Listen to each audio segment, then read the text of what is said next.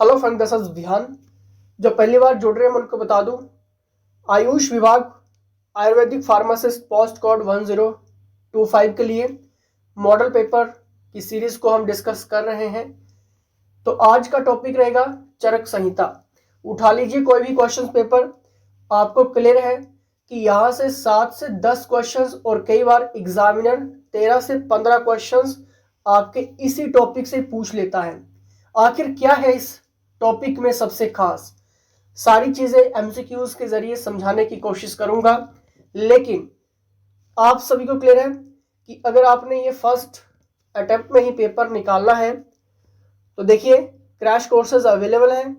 GK का video course class इसमें आपको रिकॉर्डिंग फॉर्म में मिल रही है और कंप्लीट आयुर्वेदिक के एमसीक्यूज, और ये एमसीक्यूज इंपॉर्टेंट रोल प्ले करेंगे। देखिए इसमें कम से कम आपको 30 से ज़्यादा मॉक टेस्ट मिल जाएंगे जो मॉडल पेपर के रूप में होंगे, और इसमें 3000 क्वेश्चंस आपको वैसे क्लियर हो जाएगा। टॉपिक वाइज क्वेश्चंस वैसे आपको मिल जाएंगे और साथ में प्रीवियस बेस्ड एनालिसिस क्वेश्चंस आपको हमारी टीम के द्वारा मिल जाएंगे। और साथ में जीके का पूरा एडिशन आपको मिल रहा है जिसमें notes, MCQs, GK, HPSSC based MCQs, previous paper analysis MCQs, complete subject repeated MCQs, special expected MCQs. क्या ये सब पढ़ के एग्जाम निकल जाएगा? नहीं, अभी भी नहीं निकलेगा। क्यों? क्योंकि अभी भी आपके मॉक टेस्ट क्लियर नहीं है, शॉर्ट टेस्ट क्लियर नहीं है, आपके OMR शीट टेस्ट क्लियर नहीं है, मंथली टेस्ट क्लियर नहीं है। देखिए पहले मंथली और वीकली टेस्ट होते थे, अब आपके डेली टेस्ट भी हमने शुरू कर दिए हैं। तो ज्यादा से ज्यादा टेस्ट लगाइए और तैयारी के साथ जाइए। हमीरपुर बोर्ड के अंडर एग्जाम होगा और HPG की जो टीम का हेडक्वार्टर है वो ऑनलाइन हमीरपुर से ही ऑपरेट हम करते हैं। क्लियर है? तो देखिए व्हाट्सएप करके सारी जानकारी आप ले सकते हैं। इस नंबर पे आपकी स्क्रीन के ऊपर आ रहा है, ठीक है, ये नंबर है। तो पहला क्वेश्चन आपकी स्क्रीन के सामने है, ब्रह्म संहिता में अध्यायों एवं श्लोकों की संख्या कितनी है? देखिए ब्रह्म संहिता की जब भी बात होती है तो आपको क्लियर है कि इसमें 1000 अध्याय हैं और 1,00,000 श्लोक हैं। कंफ्यूज नहीं होना है, ठीक है। ब्रह्म संहिता में अध्यायों एवं श्लोकों की संख्या कितनी है? अध्याय आपके 1000 है, श्लोक आपके 1,00,000 हैं, ठीक है। नेक्स्ट देखिए यहाँ पे नेक्स्ट क्वेश्चन, अंजन निदान के रचयिता कौन है? सबसे कंफ्यूज करते हैं क्वेश्चंस की याद कैसे रखें। देखिए अंजन निदान, जब ट्रिक के जरिए मैं थोड़ा सा समझाने की कोशिश करता हूं, अगर आपको ट्रिक्स अच्छे लगेंगे तो सिर्फ वीडियो तक ही ये ट्रिक आप याद रखना, ठीक है, क्योंकि मैं कोशिश करूंगा आपके सबकॉन्शियस माइंड में फीड करवाने की। देखिए अंजन निदान, लास्ट का निदान आप पकड़ सकते हैं। और जब भी कोई कहता है कि आग जहां पे लग जाती है तो आपने बहुत बार सुना होगा, पढ़ा होगा कि आग के ऊपर निदान पा लिया गया है, काबू पा लिया गया है। तो देखिए इसका रिलेट आप कर सकते हैं अग्निवेश, ठीक है, निदान यानी कि अग्नि, ठीक है, रिलेट करिए थोड़ा सा, सिर्फ 2 सेकंड के लिए सोचिए। अंजन निदान, कहां पे निदान की बात हुई थी? अग्नि, ठीक है, ये अग्नि, अग्नि के ऊपर निदान पा लिया गया है, तो इसका सही आंसर होगा अग्नि। क्लियर? यानी कि अग्निवेश, अंजन निदान के रचयिता अग्निवेश। नेक्स्ट यहां पर देखेंगे अग्निवेश का काल क्या है, ठीक है। जब अग्निवेश की बात हम कर ही रहे हैं तो देखिए 1000 ईसा पूर्व, ठीक है, यानी कि थोड़ा सा मैं रिलेट आपको करवा देता हूं। अंजन निदान की बात हुई थी, आग के ऊपर निदान पा लिया गया था और कितने हजार का नुकसान हो गया था? 1000 का नुकसान हो गया था, ऐसा मान लो, ठीक है। तो अग्निवेश का काल कितना है? 1000 ईसा पूर्व, ठीक है। उस अग्नि से कितने का नुकसान हो गया था? 1000 का नुकसान हो गया था। ये मतलब आपको थोड़ा सा रिलेट करना है, बता रहा हूं, ताकि कंफ्यूज ना हो पाए आप, आपके पास सीधा डायरेक्ट आंसर हो, ठीक है। अगर ट्रिक्स अच्छी लग रही हैं तो आप कमेंट बॉक्स में कमेंट कर सकते हैं, आपको मैं और भी ऐसे ऐसे ट्रिक्स के जरिए समझाने की कोशिश करूंगा, ठीक है। लेकिन आपका फीडबैक इंपॉर्टेंट है। चरक संहिता में वर्णित कुल योगों की संख्या कितनी है? कितनी है जी? क्या ये 1450, 1800, 1700 या फिर 1950? चरक संहिता में वर्णित कुल योगों की संख्या, देखिए जब यहां पर कुल योगों की संख्या की बात आ जाएगी तो आपको याद रखना है इसमें है आपके 1950, ठीक है। चरक संहिता में वर्णित कुल योगों की संख्या कितनी है? 1950 है, ठीक है। नेक्स्ट यहां पर देखिए चरक चंद्रिका के रचयिता का नाम है? देखिए क्या नाम है, डायरेक्ट आंसर मैं आपको यहां पर बताने की कोशिश करूंगा, ठीक है। देखिए चरक चंद्रिका, चंद्र आप यहां पर वर्ड पकड़ सकते हैं, चंद्र चंदा, ठीक है, थोड़ा सा रिलेट करो, यानी कि चंदा गया, ठीक है, गया, तो गए दास। मतलब आपको ना यहाँ पे सिर्फ 2 सेकंड ट्रिक के लिए याद करवाने की कोशिश करूंगा, आपको ये पूरी उम्र याद नहीं रखना है, सिर्फ अभी के अभी याद रखना है। ऑप्शंस देख के ही आपको पता चल जाएगा फिर अगर एग्जामिनर क्वेश्चंस को पूछता है तो, ठीक है। चरक चंद्रिका के रचयिता कौन है? गयदास। आपको एकदम से याद आ जाएगा कि चरक चंद्रिका कुछ ऐसे हमने बात की थी, चंद्र चंदा, चंदा गया, ठीक है, तो गयदास। क्लियर। नेक्स्ट यहां पर देखिए चरक संहिता में सूत्र संख्या है कितनी है जी, बताइए। देखिए चरक संहिता में जो सूत्र संख्या है आप 92 से याद रख सकते हैं, ठीक है, कितने से याद रख सकते हैं? 92 से, ठीक है, तो 92-25। क्लियर। नेक्स्ट देखिए यहाँ पे निरंतर पद व्याख्या के लेखक हैं, कौन है जी, जल्दी से बताइए। देखिए कंफ्यूज करता है क्वेश्चंस, एग्जामिनर क्वेश्चंस पूछता भी है। निरंतर पद व्याख्या, जब किसी की निरंतर व्याख्या की जाए तो क्या कहते हैं कि झट झट करो, यानी कि पहाड़ी में एक वर्ड है झट झट, यानी कि फास्ट फास्ट, फटाफट, झट करो, ठीक है, यानी कि झट, थोड़ा सा रिलेट करो, थोड़ा सा रिलेट करो, आपके पास आंसर होगा, ठीक है। जब किसी निरंतर किसी भी चीज की व्याख्या की जाएगी, ठीक है, तो उसके लेखक कौन है? तो लेखक को यह कहा गया कि झट झट करो, ठीक है, झट झट, ठीक है, तो झट आप याद रख सकते हैं। नेक्स्ट यहां पर देखेंगे शिरो विरेचन द्रव्यों में डैश नहीं होता है। देखिए क्या ये लवण है, तिक्त है, अम्ल है, कषाय है? कंफ्यूज करते हैं ऑप्शंस, कैसे याद रखें? शिरो विचेन में ही आपका आंसर है। मैं अलग से कोई भी स्टोरीज आपको नहीं बता रहा हूं, ठीक है, यहाँ वहां की कहानियां नहीं सुना रहा हूं, क्वेश्चंस के माध्यम से ही मैं आपको ऑप्शन रिलेट करना सिखा रहा हूं, ठीक है। देखिए शिरो विचेन, शिरो विरेचन में एक वर्ड है 3 अक्षर का, कौन सा है? वचन आप पकड़िए, ठीक है, वचन। तो वचन यानी कि वचनों के ऊपर हमें क्या करना चाहिए? अमल करना चाहिए, ठीक है, क्या करना चाहिए? अमल करना चाहिए।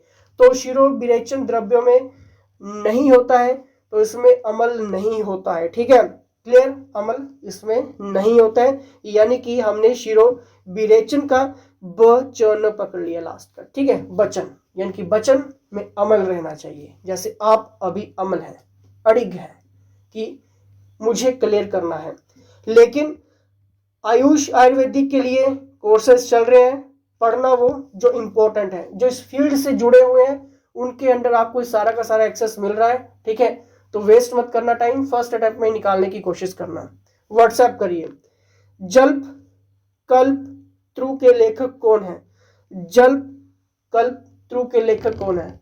बताइए इसका सही आंसर, बताइए जल्दी से। देखिए फर्स्ट 2 वर्ड में ही इसका आंसर है जल, जल यानी कि गंगा, गंगाधर राय। आपको ऐसे ही याद हो गया। कभी भी अगर मैं 1 साल के बाद भी इस क्वेश्चन को पूछ लूं या एग्जामिनर पूछ ले तो जल कल्प त्रु के लेखक आपको एकदम से याद आ जाएगा कि जल कुछ हमने ऐसा रीड किया था, यानी कि जल यानी कि गंगा, गंगाधर रॉय, ठीक है। ऑप्शंस देख के आपको ऐसे ही पता चल जाएगा। अगर ट्रिक्स अच्छी लग रही है, ये करवाने का कॉम्बिनेशन अगर अच्छा लग रहा है तो कमेंट बॉक्स में कमेंट छोड़ देना, क्योंकि ये तभी पॉसिबल होगा जब आपका फीडबैक भारी से भारी डिमांड में आएगा, ठीक है।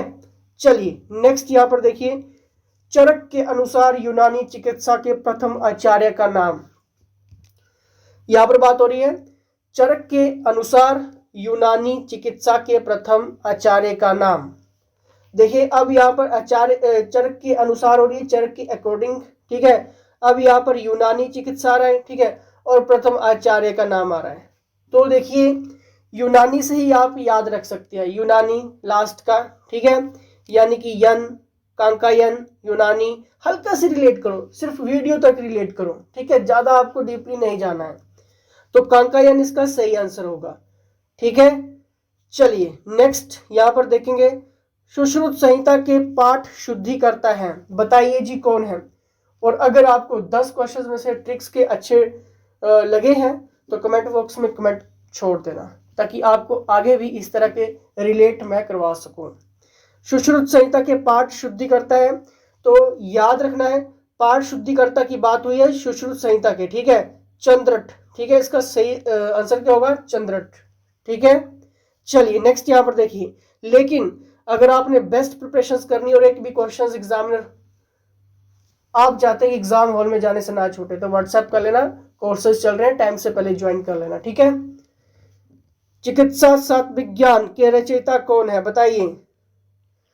चिकित्सा तत्व विज्ञान के रचयिता बताइए।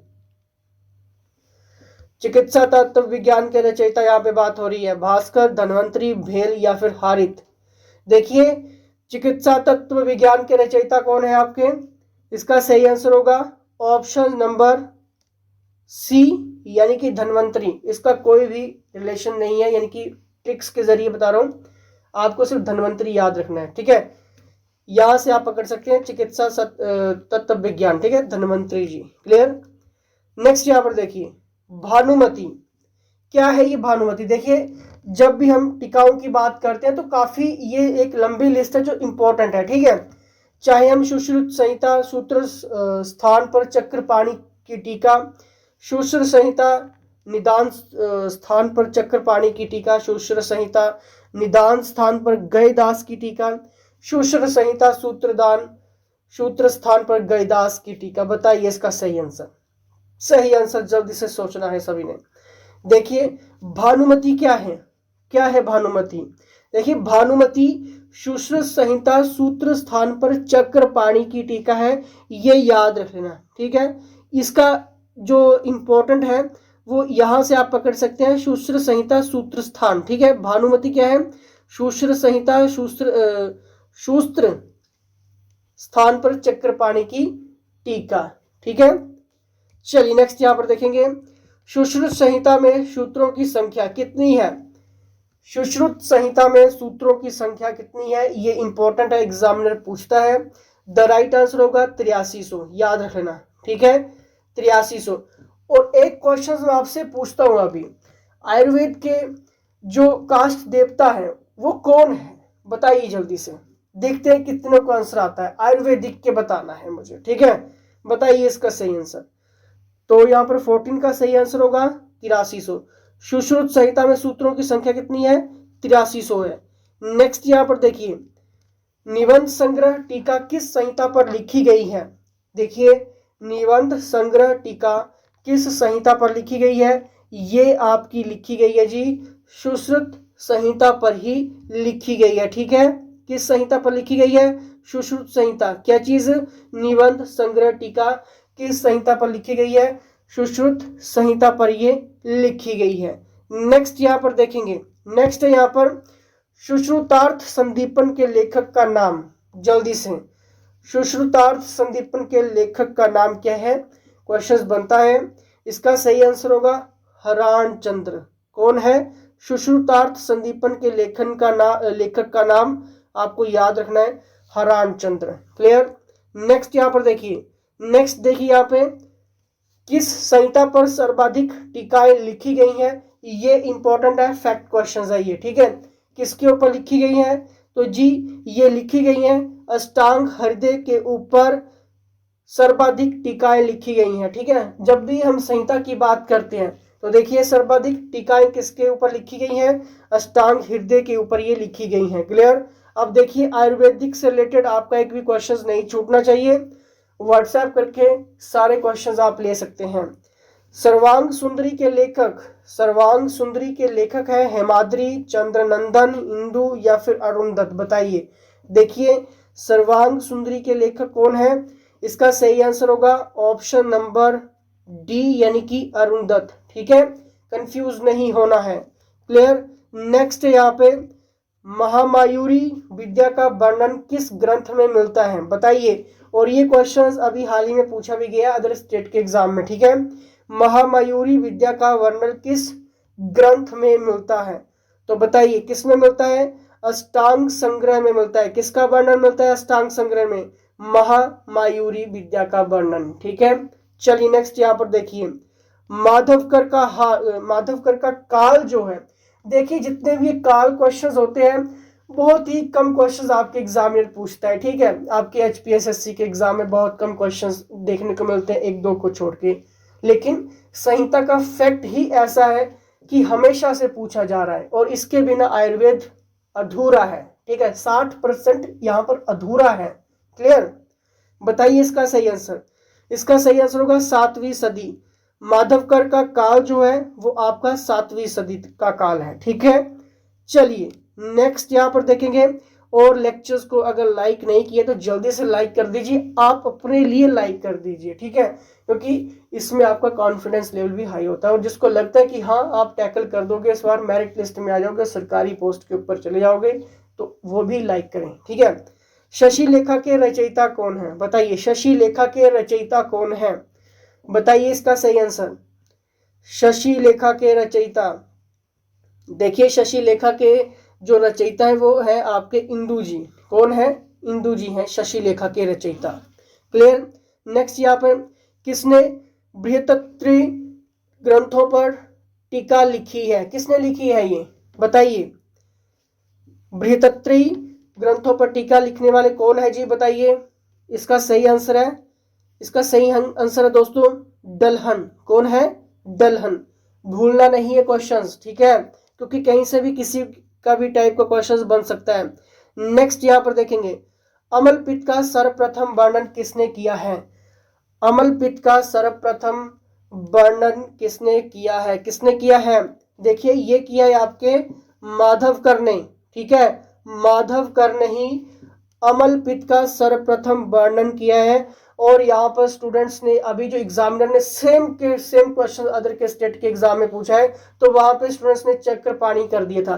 देखिए चक्रपाणी नहीं होगा, ठीक है, इसका आंसर होगा माधवकर ने। क्लियर? चलिए नेक्स्ट यहाँ पर देखिए। नेक्स्ट यहाँ पे आतंक दर्पण के रचयिता कौन है? देखिए ऑप्शंस कौन है जल्दी से। आतंक दर्पण के रचयिता कौन है? देखिए इसका सही आंसर है वाचस्पति। कौन है? वाचस्पति रचयिता है किसके? आतंक दर्पण के, ठीक है।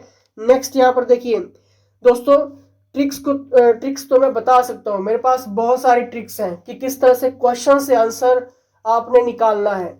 लेकिन मैं चाहता हूं कि आपका फीडबैक अगर आपको इस तरीके का पसंद है जो मैंने अभी आपको करवा रहा हूं, ठीक है, यानी कि पहले 10 क्वेश्चंस में मैंने आपको ट्रिक्स के जरिए समझाने की कोशिश की, तो अगर आपका फीडबैक अच्छा हुआ, ठीक है, भारी से भारी डिमांड हुई, ठीक है, अगर 700 बंदा देख रहा है, 100 बंदा देख रहा है, 50 देख रहा है, तो मुझे 50 के 50 के कमेंट वहां पे चाहिए, ठीक है, तभी ट्रिक्स के ऊपर काम करूंगा। बताइए नेक्स्ट यहाँ पर शंखधर का काल, शंखधर का काल इसमें क्या होगा?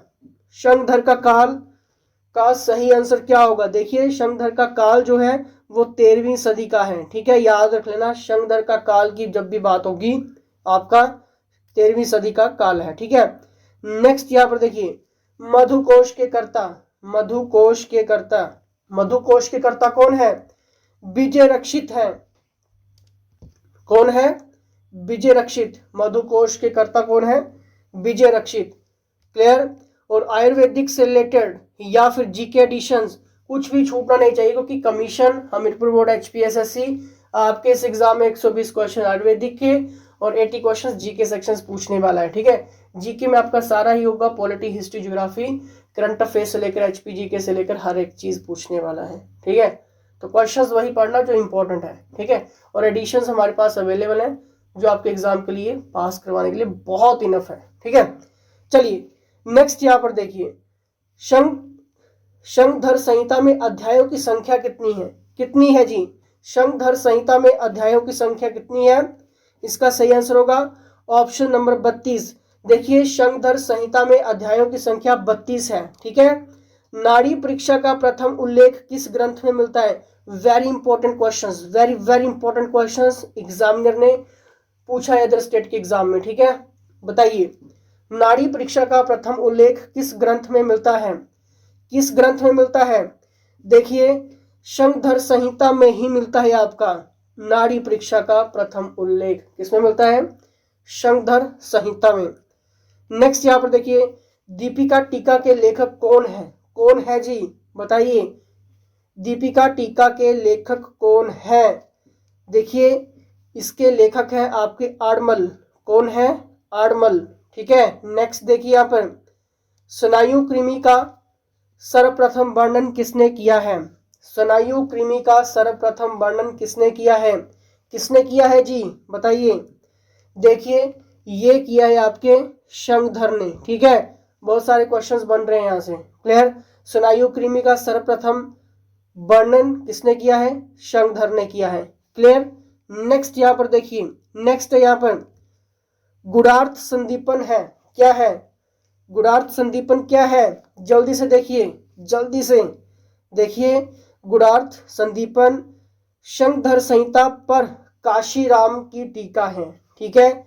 शंखधर संहिता पर काशीराम की टीका की जब भी बात होगी याद रख लेना गुणार्थ संदीपन है। ठीक है। क्लियर? चलिए नेक्स्ट यहाँ पर देखिए, नेक्स्ट क्वेश्चन है यहाँ पे। नेक्स्ट क्वेश्चन पारसिक यवानी व द्वीपांतर बचा का प्रथम वर्णन किया है। किसने किया है? पारसिक यवानी व द्वीपांतर बचा का प्रथम वर्णन किसने किया है? तो देखिए इसका जो वर्णन किया है वो किया है आपके भाव मिश्र ने। किसने किया है? भाव मिश्र ने किया है। क्या किया है? पारसिक यवानी व द्वीपांतर बचा का प्रथम वर्णन इन्होंने ही किया है। ठीक है। तो नरहरि नहीं है। ऑप्शंस गलत नहीं करके आना, क्योंकि पहले भी अदर स्टेट के एग्जाम में क्वेश्चंस स्टूडेंट्स गलत करके आए थे। ठीक है। नरहरि नहीं है, आपके भाव मिश्र हैं। ठीक है। भाव मिश्र ने ही पारसिक यवानी व द्वीपांतर बचा का प्रथम वर्णन किया है। क्लियर? नेक्स्ट यहाँ पर देखिए काश्यप संहिता के प्रति संस्कर्ता है। काश्यप संहिता। ठीक है। काश्यप संहिता के प्रति संस्कर्ता है। बताइए प्रति संस्कर्ता। ठीक है। इसका सही आंसर होगा ऑप्शन नंबर ख। ठीक है। यानी कि बात्सय। ठीक है। क्या होगा? बात्सय। काश्यप संहिता के प्रति संस्कर्ता है, प्रति संस्कर्ता। ठीक है। कौन है? बात्सय। ठीक है। नेक्स्ट देखिए यहाँ पर मूत्रातिसार व सोम रोग का सर्वप्रथम वर्णन किया है। मूत्रातिसार व सोम रोग का वर्णन किसने किया है? वो भी सबसे पहले किसने किया है? देखिए इसका सही आंसर होगा ऑप्शन नंबर ए, यानी कि भाव मिश्र ने। ठीक है। याद रखना इस क्वेश्चन को, याद रखना सब क्वेश्चंस को। ठीक है। एक दो बार देखना याद हो जाएगा। लेकिन अगर आपको एक भी क्वेश्चन नहीं छोड़ना है जो भी इंपॉर्टेंट सेगमेंट के साथ हैं तो आप व्हाट्सएप करके ये सारी चीजें ले सकते हैं। आयुर्वेद को पंचम वेद माना है। आयुर्वेद को पंचम वेद माना है। किसने माना है? जल्दी से बताइए किसने माना है? देखिए ये आपके काश्यप ने माना है। आयुर्वेद को पंचम वेद किसने माना है? काश्यप ने माना है। ठीक है। नेक्स्ट यहाँ पर देखिए चिकित्सा कलिका के लेखक का नाम। चिकित्सा कलिका के लेखक का नाम क्या है? बताइए। देखिए इसका सही आंसर होगा तिष्टाचार्य। कौन है? तिष्टाचार्य। ठीक है। याद रख लो तिष्टाचार्य किसके लेखक हैं? चिकित्सा कलिका के लेखक हैं। कौन है? तिष्टाचार्य। क्लियर? नेक्स्ट देखिए अनुबंध पर्याय है। अनुबंध पर्याय है। बताइए। देखिए अनुबंध पर्याय है आयु का। ठीक है। अनुबंध पर्याय है आयु का। क्लियर? नेक्स्ट देखिए सप्तविध कषाय कल्पना मानी जाती है। सप्तविध कषाय कल्पना मानी जाती है। बताइए, बताइए इसका सही आंसर। देखिए सप्तविध कषाय कल्पना मानी जाती है, ये काश्यप ने कहा है। ठीक है। सप्तविध कषाय कल्पना मानी जाती है यानी कि काश्यप ने। ठीक है। नेक्स्ट यहां पर देखेंगे, नेक्स्ट यहाँ पे सिद्धांत निदान के लेखक हैं। इंपॉर्टेंट, सिद्धांत निदान के लेखक कौन है? कौन है जी?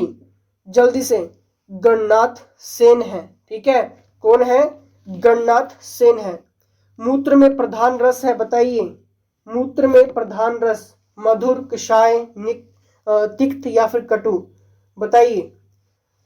देखिए मूत्र में प्रधान रस है, इसका सही आंसर होगा ऑप्शन नंबर डी यानी कि कटु। ये याद रख लेना। ठीक है। नेक्स्ट देखिए यहाँ पे अश्मंतक क्षीर प्रयोग होता है। अश्मंतक क्षीर प्रयोग होता है, बताइए किसमें होता है, बताइए इसका सही आंसर।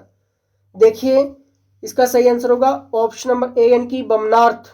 ठीक है, बमनार्थ प्रयोग होता है। ठीक है, अश्मंतक क्षीर प्रयोग होता है बमनार्थ। क्लियर। नेक्स्ट देखिए यहाँ पे सर्वश्रेष्ठ स्थापन द्रव्य है। देखिए सर्वश्रेष्ठ स्थापन द्रव्य की यहां पर बात हो रही है, तो क्या है इसका सही आंसर? इसका सही आंसर होगा पाटला। ठीक है, जब भी बात होगी सर्वश्रेष्ठ स्थापन द्रव्य की, याद रख लो, रट लो, समझ लो, पाटला।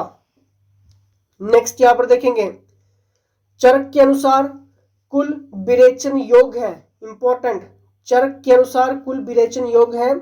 इसका सही आंसर होगा ऑप्शन नंबर डी यानी कि 600। ठीक है, तो याद रखो चरक के अनुसार कुल विरेचन योग संख्या कितनी है? 600 है। नेक्स्ट देखिए चरकोक्त कुल क्षय संख्या। ठीक है, चरकोक्त कुल क्षय संख्या, इसका सही आंसर होगा कितनी है जी? 500 है, याद रख लो। ठीक है, क्वेश्चन बनता है चरक संहिता में वर्णित देश है। इंपॉर्टेंट, एग्जामिनर ने पूछा भी है। चरक संहिता में वर्णित देश है कितने हैं जी? इसमें आपका 14। ठीक है, नेक्स्ट देखिए कौन सा अंजन प्रतिदिन प्रयोज्य है? बताइए कौन सा अंजन प्रतिदिन प्रयोज्य है, कौन सा है जी? इसका सही आंसर होगा सोबिरांजन। ठीक है, और ये क्वेश्चन बना भी है, कौन सा अंजन प्रतिदिन प्रयोज्य है? सोबिरांजन। नेक्स्ट देखिए यहाँ पर अंजन शलाका परिमाण अंजन शलाका परिमाण यानी कि इसका सही आंसर होगा ऑप्शन नंबर ए यानी कि 8 अंगुल। ठीक है, याद रख लो। नेक्स्ट देखिए यहाँ पर धूम्रपान प्रयुक्त होता है। बताइए धूम्रपान प्रयुक्त होता है किसमें? देखिए बात कफ विकारों में। ठीक है, बात कफ विकारों में। ठीक है, बात कफ विकारों में आपका धूम्रपान प्रयुक्त होता है। क्लियर। नेक्स्ट यहां पर देखेंगे प्रायोगिक धूम्रपान काल। देखिए प्रायोगिक धूम्रपान काल यानी कि इसका सही आंसर होगा ऑप्शन नंबर 8। ठीक है, प्रायोगिक धूम्रपान काल मतलब 8। ठीक है, चलिए नेक्स्ट यहां पर देखेंगे दातोन किस रस की उपयुक्त होती है? दातोन किस रस की उपयुक्त होती है? जल्दी से देखिए, जल्दी से।